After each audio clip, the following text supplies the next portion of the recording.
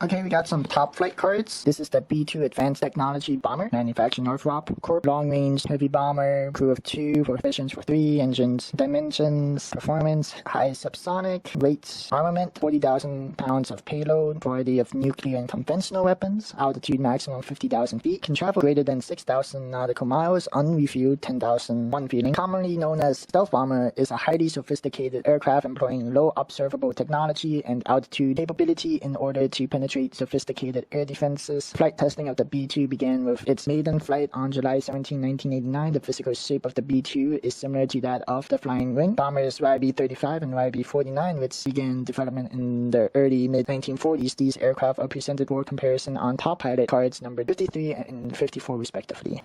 Okay, very cool. I have a model plane of this actually. It's kind of banged out of shape since I was a kid when I had it and I played with it a lot. It was a cool plane to play with. The B-2 subsystem were more extensively tested than those of any aircraft before the first flight. More was known about the B-2 Advanced Technology Bomber than had ever been known about any aircraft before its first flight. 24,000 hours during wind tunnel testing, more than any other subsonic aircraft. Lots of information here.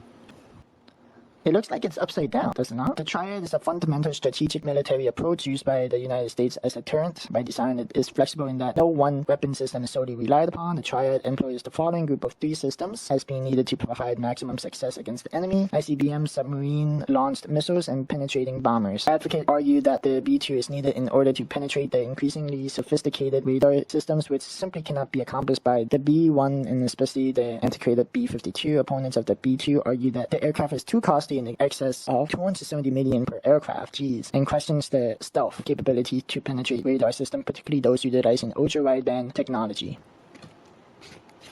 Here we go. Definitely looks like a UFO. 3-pronged approach to strategic deterrence, penetrating bombers, ICBM, submarine-launched missile. Interesting. The Air Force requested a bomber that's capable of flying 10,000-mile range in response. This B-35 development, 9 pilot crew, pilot, co-pilot, bombardier, engineer, navigator, radio man, gunners. This is the predecessor. So I guess that was one of the first looking models of this B-2 stealth bomber. This looks like a refueling of the bomber. Wow, this looks supersonic, dude.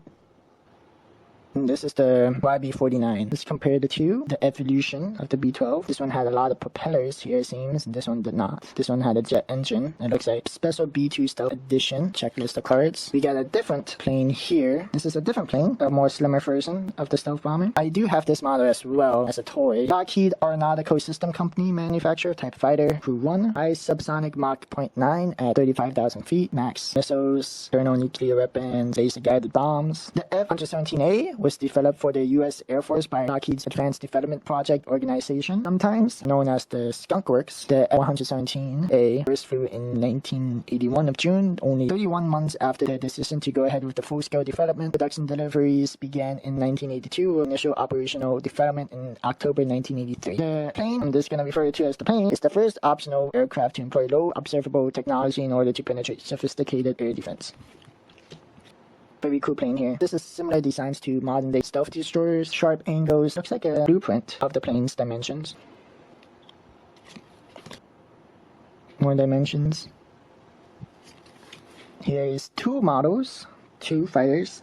Very cool. Some information of the parts. You can read that. I'm only looking for certain information. Refueling of the plane. Looks like this is the USAF. Refueling. The fighters is the timeline. Okay. Crash of production aircraft. Pilots of 5s. Interesting. Second aircraft crashes. Killing pilot. Third aircraft crash. Kind of sad. Testing out a new product and the pilot. Probably a skilled pilot too. Dying. Pilots are hard to train. F-17As take part in Operation Just Cause. The overthrow of General Manuel Noriega of Panama. Interesting. Here is landing with its black parachute. Honestly, that's a really coolly designed parachute. It's deployed to the 37th Tactical Fighter Wing, TFW, based at Tonopah, a strange airfield 140 miles northeast of Las Vegas, Nevada. The 37th TFW provides the USAF with worldwide combat capability. The mission of the 37th TFW is to attack high-priority targets anywhere in the world, hitting those targets with pinpoint accuracy while penetrating dense environments. It was designated to the 4,450th Tactical Group, TG, that initially equipped with A-7D Corsairs as trainers in preparation for delivery of the plane. Under thick veil of secrecy, the USAF conducted operations during the 1980s until November 1988, denying the existence, conducted at night to facilitate secrecy. Previously thought to have designated F-19, the passenger 17, essentially designated as a result of randomly chosen radio call signal, which is 17. It is expected that the official name will be Nighthawk.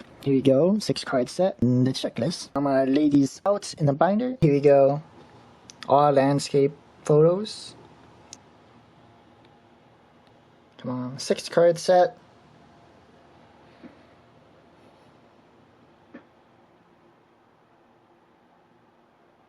Thank you.